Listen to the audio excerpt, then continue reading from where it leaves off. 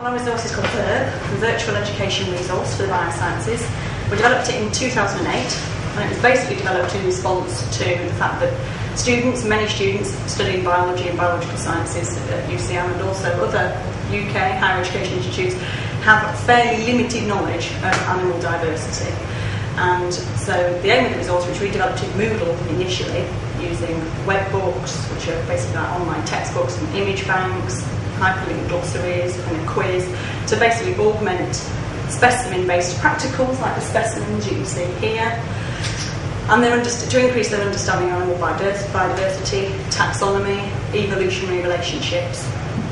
And the idea is for students to go along, do a museum-based practical, and then we go into Moodle to look at the web books, augment their knowledge, further their knowledge, do some quizzes, and hopefully increase their knowledge of animal diversity beyond that they've learned in the museum practical. At the Grant Museum we have a collection of 68,000 objects which we use in teaching, and VIRB is the resource based around one of those particular practicals.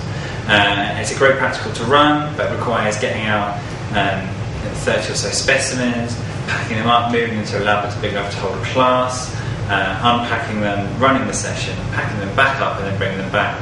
So it was a great practical, but if a student missed that particular session, it was very, very hard for them to catch up. And very, very early on, this is why we started to look at turning it into more of a virtual practical with that kind of element, so that it didn't completely replace the practical, it complemented it.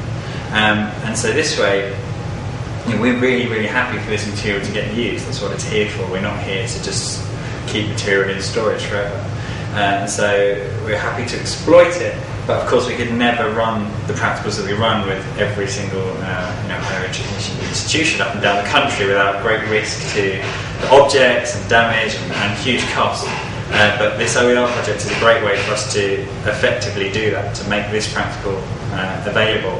But it's not just the great thing about it is it's not just our resource that we've released, it's what people will do with the resource. And so it's really interesting. We're really interested to see sort of the remixes and the mashups of our practical that people will upload again. The virtual practical, the Open Educational Resources, is all part of the ethos of the Grant Museum. I imagine it's the same for most teaching collections across universities. It's to really, really exploit this material, to make this material available to the most possible people, because some of this material is completely irreplaceable and you can't ever get it again. And so by releasing it through this way, we reach many, many more people than we could with the physical specimens themselves.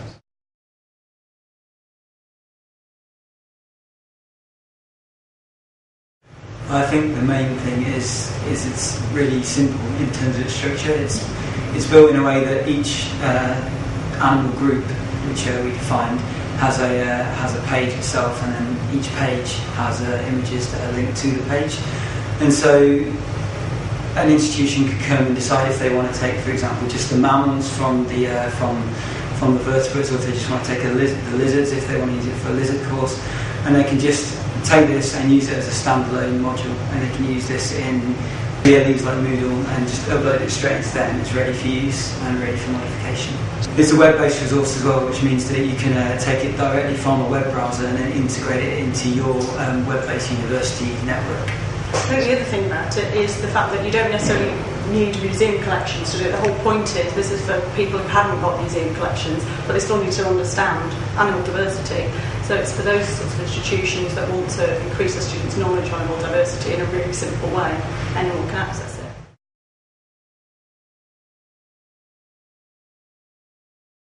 There's about 30 different animal groups represented, and they are accompanied by images, numerous different images of each different animal group. 3 or 4 images per group, let's say. And lots of different information about those animals, both taxonomic information, evolutionary relationships, conservation status, habitat. So a whole range of different information that relates to lifestyle, evolutionary record, both image-based and text-based. Really high-quality images, and you can zoom in on the images as well. So if you want to interested in a particular bit of the image, for example, you took an ear, for example, of skulls, you can zoom in on those bits.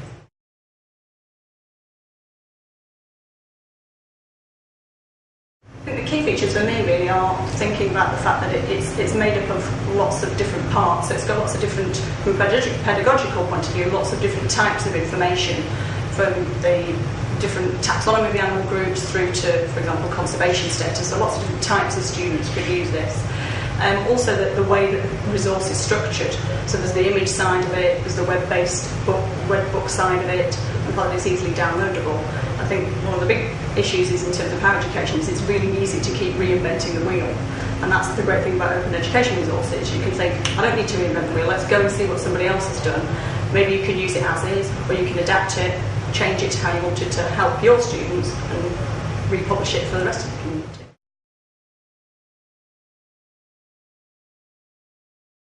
It's really good because you can either take it to the minimum you want or to the maximum you want. So if you want to keep it really simple and you don't want to do much work, then you can take it as it is.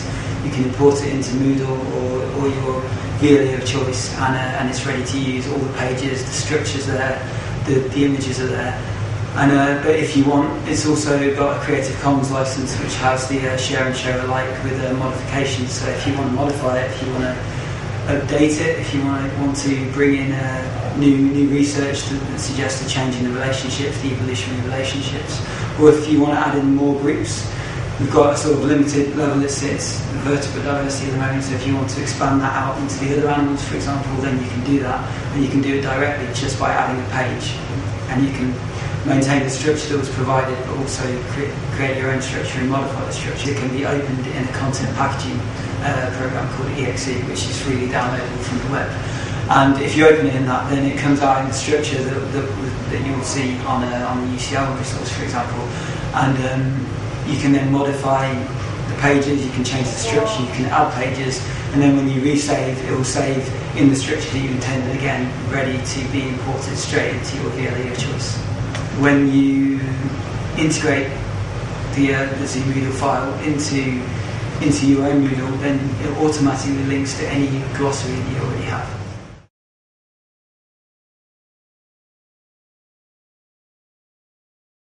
The idea of going and looking at other content that people have developed helps you, gives you ideas, and also it's the reinventing the wheel idea again, saves you doing that. So it's a fairly simple, easy technological approach to sharing information and knowledge across the sector without going and starting from scratch, which is what we all tend to do.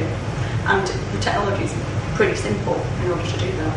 I think I'd definitely go and search in Jorum and see what's available in terms of content packages that you could easily adopt and adapt. I think at this stage there's still a lot of growth that needs to happen in Jorum of the sorts of subject areas for instance that we're interested in.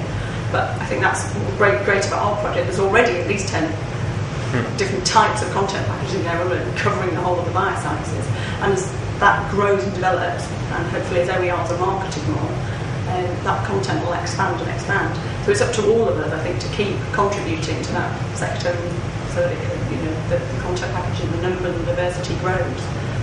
If you can generate any resource as well by modifying someone else's resource, then you can put that back into the community, and instead of starting from scratch each time, it saves a lot of time and hopefully make much better resources that can be shared by everyone instead of a lot of substandard resources.